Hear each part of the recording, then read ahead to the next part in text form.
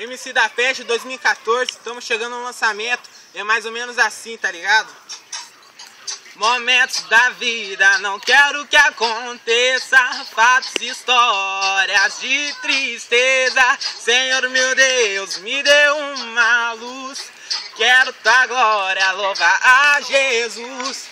Sei que errei, mas por favor me perdoa. Passado passou, agora sou outra pessoa.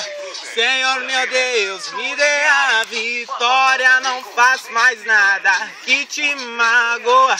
Quero tua bênção, isca os meus pecados. Hoje sou de Cristo, não sou soldado do diabo. Deus tocou o meu coração. Quero que ouça mensagem de inspiração.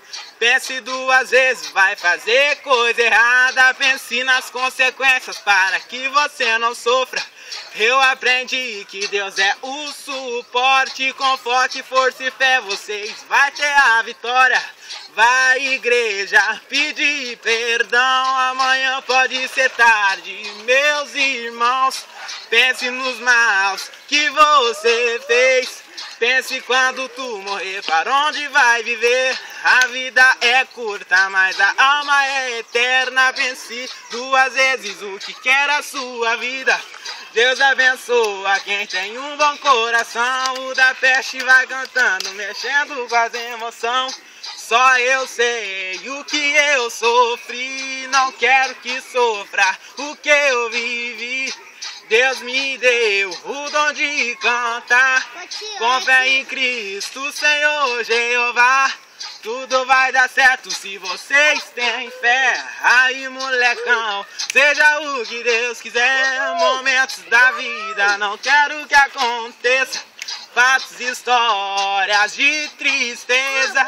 Senhor meu Deus, me dê uma luz. Quero tua glória, louvar a Jesus. Sei que errei, mas por favor me perdoa. Passado passou, agora sou outra pessoa. Senhor meu Deus, me dê a vitória. Não faço mais nada que te magoa. Quero tua bênção, isca os meus pecados. Hoje sou de Cristo, não sou soldado do diabo. Deus tocou o meu coração. Quero que ouça mensagem de inspiração. Pense duas vezes, vai fazer coisa errada. Pense nas consequências para que você não sofra. Eu aprendi que Deus é o suporte. Com foco, força e fé vocês vai ter a vitória. Vai igreja, pedir perdão. Amanhã pode ser tarde, meus irmãos. Pense nos maus que você fez. Pense quando tu morrer, para onde vai viver? A vida é curta, mas a alma é eterna. Pense duas vezes o que quer a sua vida. Deus abençoa quem tem um bom coração. O da Peste vai cantando, mexendo com as emoções. É nóis.